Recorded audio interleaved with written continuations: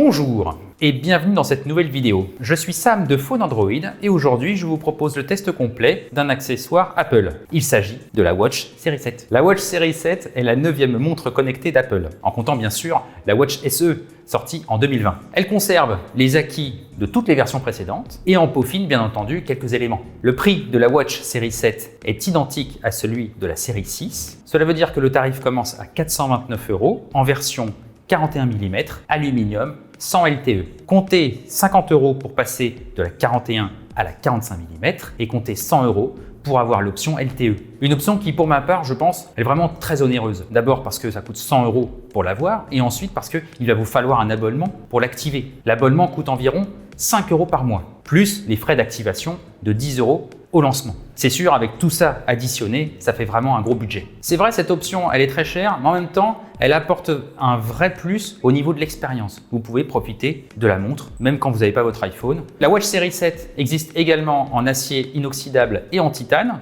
comme les précédentes. Elles sont vendues respectivement à partir de 729 € et 829 €.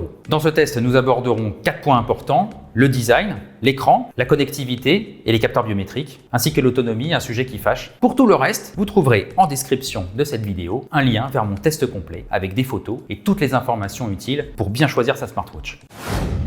Commençons, comme à chaque fois, nos tests avec un petit unboxing de ce qu'il y a dans la boîte. C'est une belle boîte. C'est une boîte qui ressemble beaucoup à celle de l'Apple Watch Série 6 avec le découpage Apple Watch. Comme l'année dernière, dans la boîte, nous en retrouvons deux. Une pour l'Apple Watch et une pour le bracelet. Ouvrons d'abord la boîte du bracelet. Hop, ici, bim. Ici, nous découvrons le bracelet, ou plutôt les 3 parties du bracelet, car comme toujours, Apple fournit 2 tailles avec chacun de ses bracelets. Ici, c'est pour la taille SM et ici, c'est pour la taille ML. Vous achetez votre bracelet, vous êtes sûr qu'il vous ira. Deuxième boîte, celle de la Watch, où il y a le boîtier bien entendu, et il y a un accessoire qui va avec. Voici le boîtier. Ici, nous avons un petit peu de lecture qui va bien. Ici, nous avons l'accessoire qui va bien pour recharger l'Apple Watch. C'est un accessoire USB type C. C'est la première fois que Apple fournit un câble USB type C avec une Apple Watch. On va maintenant mettre le bracelet sur l'Apple Watch. C'est très facile, c'est très pratique. Tac, tac, et voilà. Rentrons un petit peu plus dans le détail du design de la montre. Comme les Apple Watch précédentes, le boîtier en aluminium est rectangulaire, un petit peu plus haut que large. Celui-ci mesure 41 mm de haut ou 45 mm. Ici, il s'agit d'une version 45 mm. Les formes sont toujours très arrondies, avec des tranches vraiment très agréables au toucher. Le métal est brossé, ça pour un effet qui est quand même très sympa, qui ne retient pas les traces de doigts. Sur le dessus, nous avons du verre ionisé qui protège l'écran. Et à l'arrière, nous avons de la céramique pour protéger les capteurs biométriques. L'Apple Watch Série 7 mesure 1 mm de plus en hauteur par rapport à l'Apple Watch Série 6 et elle mesure 0,3 mm de plus en épaisseur. En largeur, c'est exactement pareil. L'Apple Watch Série 7 est toujours étanche, la certification est 5 ATM, 5 atmosphères, mais l'Apple Watch Série 7 gagne aussi une étanchéité par rapport à la poussière. L'indice de protection est IP6X. Autre point commun avec l'Apple Watch Série 6, nous retrouvons les éléments techniques classiques qu'il y a autour du cadran. Ici, la couronne digitale. Remarquez le petit cercle rouge, ça veut dire que c'est une version LTE. Ici, vous avez le micro pour parler avec Siri ou pour les appels téléphoniques. Ici, vous avez un bouton qui permet de revenir en fait au menu ou d'accéder au multitâche à l'intérieur de WatchOS. Ici, vous avez un haut-parleur qui sert pour les appels téléphoniques et pour Siri, mais vous ne pouvez pas, par exemple, écouter de la musique avec. Le format de ce haut-parleur est légèrement différent par rapport à celui de la Watch Série 6. Dernier petit point au niveau design, mais cette fois-ci du côté logiciel, nous retrouvons évidemment WatchOS aux commandes de cette petite Apple Watch, avec toujours le nid d'abeille qui va bien avec toutes les applications. L'écran de cette Apple Watch est différent de celui de l'Apple Watch Série 6. Différent en taille parce que cet écran, il est plus grand. On gagne environ 7% de diagonale entre l'écran de l'Apple Watch Série 6 et l'Apple Watch Série 7. Ça, c'est vraiment très bien. L'écran mesure 1,69 pouces pour la version 41 mm et 1,9 pouces pour la version 45 mm. Le boîtier est plus grand, mais cela n'explique pas forcément comment Apple a pu intégrer un écran beaucoup plus grand que ça. En fait, les bordures autour de l'écran, autour de l'affichage, sont vraiment beaucoup plus fines que l'Apple Watch Série 6. À titre de comparaison avec l'Apple Watch Série 3, qui est également en vente sur l'Apple Store, l'écran de l'Apple Watch Série 7 est 50% plus grand que celui de l'Apple Watch Série 3. Ça, c'est vraiment exceptionnel. La dalle, elle est toujours OLED LTPO, Ça, c'est une habitude et ça, c'est vachement bien. La luminosité maximale est de 1000 nits, mais ça, c'est uniquement quand vous êtes sous le soleil et vraiment, il y a quelques points lumineux qui effectivement atteignent cette luminosité. Au quotidien, la luminosité est vraiment beaucoup plus basse, mais cela reste vraiment agréable à regarder, d'autant plus que la réflectance du verre qui est au-dessus de l'écran est très bas. Donc ça veut dire que ça renvoie beaucoup moins de lumière et donc vous aurez beaucoup moins de difficultés à regarder ce qu'il y a à l'écran, même quand vous êtes sous le soleil en plein jour. La résolution de cet écran est de 326 pixels par pouce, la fameuse résolution Retina que Steve Jobs adorait. Ici, nous la retrouvons bien entendu. Et comme l'écran il est plus grand, pour conserver cette résolution,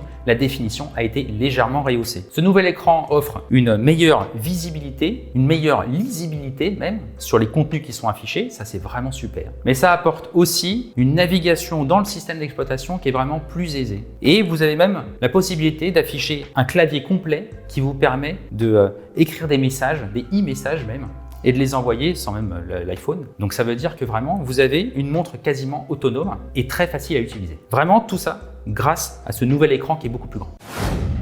Abordons maintenant la troisième partie de ce test, les capteurs et les connectivités. Cette partie est un des sujets qui fâche dans l'Apple Watch Série 7 parce qu'en fait, il n'y a pas de nouveaux capteurs dans l'Apple Watch Série 7 par rapport à l'Apple Watch Série 6. Bien sûr, Apple vend aujourd'hui des Apple Watch Série 7 SE et 5. Tous ont un éventail de capteurs différents. Ça veut dire que vous n'aurez pas les mêmes capteurs d'une montre à l'autre. Mais en revanche, si vous aviez déjà une Apple Watch Série 6, eh bien, vous n'aurez aucun nouveau capteur avec l'Apple Watch Série 7. C'est d'autant plus dommage que Apple était précurseur sur les capteurs biométriques dans les montres connectées. Rappelons par exemple que Apple était la première marque à proposer un électrocardiogramme dans une montre connectée. Aujourd'hui, d'autres marques ont rattrapé ce retard. Nous pensons par exemple à Samsung avec la Galaxy Watch 4. Elle a tous les capteurs biométriques qui vont bien de cette Apple Watch. Apple avait de l'avance et a perdu cette avance avec le temps. Nous retrouvons donc l'habituelle brochette de capteurs biométriques et de connexion dans cette montre. Nous retrouvons bien sûr le cardiofréquencemètre,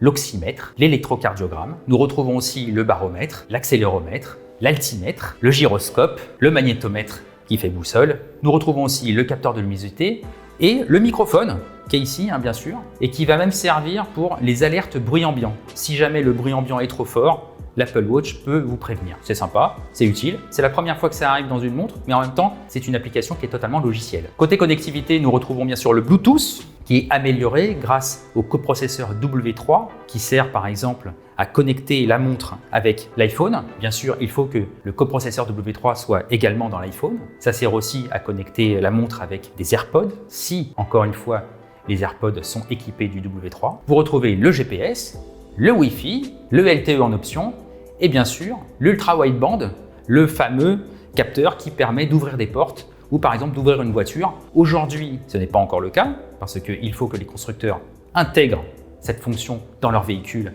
ou par exemple que les hôteliers mettent ça sur leur porte de chambre. Ce n'est pas encore le cas. Bientôt peut-être, mais bon, est-ce que c'était vraiment utile de le mettre dans cette montre déjà? Pas sûr. Quatrième point de ce test, nous revenons sur l'autonomie. L'autonomie a toujours été un sujet pour l'Apple Watch. Pourquoi? Parce que ceux qui avaient l'habitude d'avoir une montre horlogerie classique suisse, le truc qui va super bien, qui avec une pile ça dure des mois, ou alors avec les mouvements perpétuels qui permettent de recharger la batterie alors que vous êtes en train de marcher par exemple, ça c'est canon. C'est vrai que ça permet de ne jamais brancher une montre classique à une prise électrique. Depuis l'avènement des montres connectées, évidemment aujourd'hui on branche nos montres sur une prise. Vous avez deux écoles pour l'autonomie. Vous avez d'un côté l'école Apple qui propose un éventail d'interactions et d'applications énormissimes, mais qui malheureusement ça grève un petit peu sur l'autonomie. Et vous avez l'école par exemple de Honor, de Huawei, de Xiaomi, qui eux ont préféré par exemple mettre un système propriétaire fermé qui offre effectivement peu d'interactions, qui offre pas beaucoup d'applications, mais qui en revanche ont une autonomie de 2-3 semaines. Alors, quelle est la batterie de cette Watch Série 7? La première bonne nouvelle, c'est qu'elle est légèrement plus grande que celle de l'Apple Watch Série 6, parce que le boîtier est un peu plus grand. Pour la 41 mm, vous passez de 266 mAh à 284 mAh, et pour la 45 mm, vous passez de 304 mAh à 309 mAh. C'est pas beaucoup, mais ça peut vous gagner une petite demi-heure. Officiellement, l'autonomie de l'Apple Watch Série 7 est équivalente à celle de l'Apple Watch Série 6, c'est-à-dire 18 heures. Nous avons constaté une autonomie de 43 heures environ. Cela dépend évidemment de l'usage que vous en faites et des capteurs qui vous suivent en permanence. Moi, par exemple, j'ai activé le LTE, le Wi-Fi le Bluetooth. J'ai activé aussi le cardio-fréquence-mètre en permanence. J'ai activé le suivi du sommeil toutes les nuits et j'ai fait un petit peu de sport classique. Si vous n'avez pas tous ces usages-là, vous pourrez gagner quelques heures tous les jours et vous permettre d'arriver jusqu'aux 2 jours, peut-être même un peu plus. Je ne pense pas que vous pourrez arriver jusqu'aux 3 jours, ce n'est pas possible. Mais en tout cas, vous avez une autonomie de 2 jours. C'est à peu près ce que proposait l'Apple Watch Series 6 et c'est ce que propose aujourd'hui l'Apple Watch Series 7. C'est toujours aussi décevant, mais ça ne l'est pas plus qu'avant. Pour recharger la montre, vous avez donc le câble USB Type C avec le petit pad magnétique qui va bien. Si vous utilisez cet accessoire et si vous le branchez au chargeur de mon MacBook Pro, vous arriverez à une charge complète de 0 à 100 en 1 heure et 8 minutes environ. C'est moins que l'Apple Watch Series 6 et c'est moins que la plupart des adversaires. Donc c'est plutôt une bonne nouvelle. Quel est mon avis global sur l'Apple Watch Series 7? J'adore l'Apple Watch Series 7. C'est un kiff, vraiment, cette montre connectée. Bien sûr, il y a quelques points négatifs. Oui, il y a l'autonomie qui me fâche encore un peu. Ça m'énerve un peu. Et puis, il y a les mêmes capteurs biométriques qu'il y avait avant. Et donc, il n'y a pas de nouveauté vraiment dans cette nouvelle montre. Bien sûr, il y a l'écran qui est plus grand. C'est plus agréable à regarder, clairement. Et puis, à utiliser aussi. Il y a la protection contre la poussière, bon, c'est plutôt pas mal. Mais est-ce suffisant pour remplacer une Apple Watch Series 6? Moi, je dis que non, évidemment, parce qu'il n'y a pas assez de nouveautés. Est-ce que je vous conseille d'acheter une Apple Watch? Ça dépend de ce que vous avez aujourd'hui. Si vous avez un iPhone, c'est la meilleure montre connectée que vous pourriez avoir, parce qu'il y a une interactivité avec l'iPhone qui est incroyable. Si vous avez une Apple Watch Series 6, évidemment, ne remplacez pas votre montre par celle-ci. Vous seriez déçu du peu de nouveautés qu'il y a dans cette montre. Donc clairement, moi j'adore ce produit et je vous la conseille vraiment si vous avez un iPhone. Si c'est votre première montre connectée, foncez. Si c'est votre deuxième montre connectée et que vous avez une Apple Watch Série 4, foncez aussi. Voilà qui conclut notre test vidéo de l'Apple Watch Série 7. Merci beaucoup de nous avoir suivis jusqu'ici. Si cette vidéo vous a plu, n'hésitez pas à me donner un petit pouce bleu, ça me fait toujours plaisir. Si vous avez des questions, n'hésitez pas à les poster aussi en commentaire. Abonnez-vous à notre chaîne, ça nous fait toujours plaisir aussi. Et activez les notifications pour ne rater aucun autre rendez-vous parce qu'il y en aura beaucoup d'autres des rendez-vous. Pour ma part, je vous retrouve très bientôt sur la chaîne Phone Android. D'ici là, portez-vous bien. Allez, ciao!